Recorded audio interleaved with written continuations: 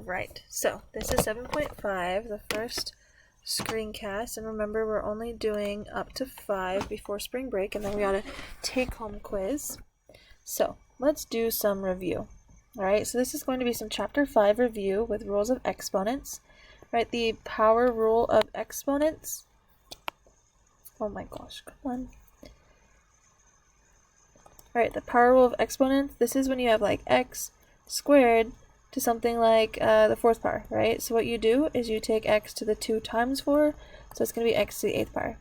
Now, product means multiply, right? Power means to the exponent, product means multiply. So if I have something like x squared times x to the 7th, what that's going to be is you're going to add your exponents together and you'll have something like x to the 9th power.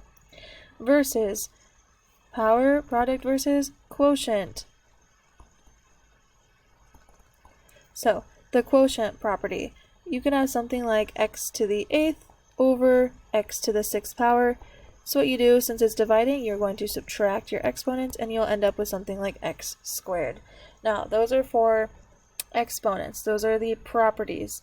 For logarithms, we also have properties, right? Because logarithms are exponents, their properties are derived from the properties of exponents, right? There are 3 properties of exponents: product, quotient, and power. So, the product property of logarithms. For all positive numbers, right, if you're taking log base b of m times n, it's the same thing, right? So you're splitting it. It's the same thing as saying log base b of m plus log base b of n. All right, so similar up here, right, where we have product, right? Let's look where product, right? When you are multiplying together, you can add. Okay, so multiplying m and n together, you add log base b of m plus log base b of n. Okay, so let's look at the logic of it, okay? If I have something like log base 2 of 8 times 4, it's going to be the same thing of log base 2 of 8 plus log base 2 of 4. Okay, let's write this out in terms of 2, right? Base 2.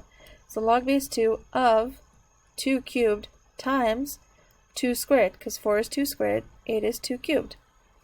This is going to be equal to log base 2 of 2 cubed plus log base 2 of 2 squared. Okay, so on this left side, we understand the fact that the same base 2, we add the exponents, so this is literally log base 2 of 2 to the 5th power. Okay, so 2 to what power is going to be 2 to the 5th power? Oh, literally 5. Okay, do you see how I did that? Log base 2 of 2 to the 5th is equal to what? So 2 to what power is going to equal 2 to the 5th? Oh, literally, if you put it to the 5th power. That's what I was talking about. Okay, so on the right side, similarly, this is going to be 3, and this is going to be 2. So you get 5 equals 5. Okay, let me break this down just a tad for you. So if I have log base 2 of 2 cubed times 2 squared, I'm going to say that's equal to y, so 2 to the y is equal to this, so 2 to the y is equal to 2 to the 3 times 2 squared. This is 2 to the y is equal to 2 to the, 2 to the 3 plus 2, so you have 2 to the y is equal to 2 to the 5th power, so y equals 5. Okay, so that's where this 5 comes from.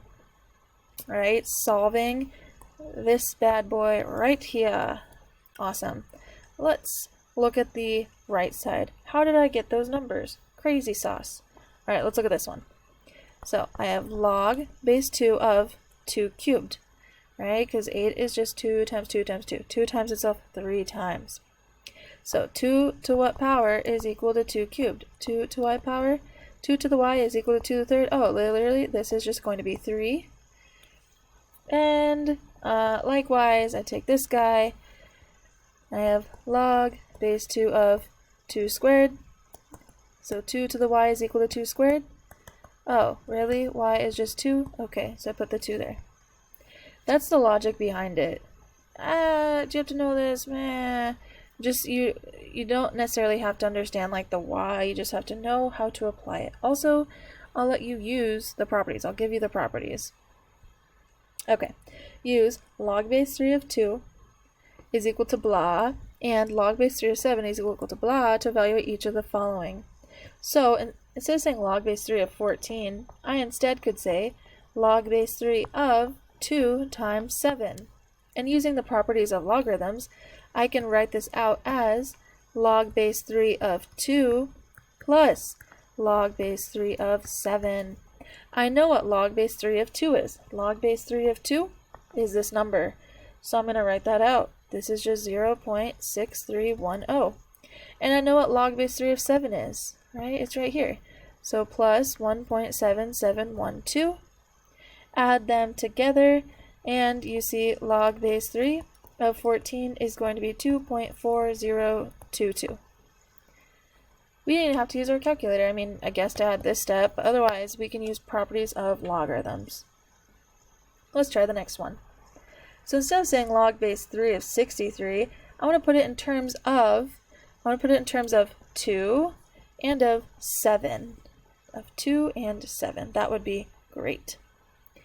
So I know 7 can go into 63. So log base 3 of, it's 9 times 7. So let me split it up and let's see what we have. So I have log base 3 of 9 plus log base 3 of 7. Now, we know log base 3 of 7, right, up above, log base 3 of 7, this boy right here. So that's going to be 1.7712. But log base 3 of 9, this is something you can actually solve yourself, right? Because log base 3 of 9, 3 to what power is 9? 3 to the y is 9. So literally y is going to be 2. Okay, so that's just going to be 2. So if I have 2 plus this number, 2 plus 7, blah, blah, blah, it's just going to be 3.7712. Log base 3 of 63 is just going to be equal to that.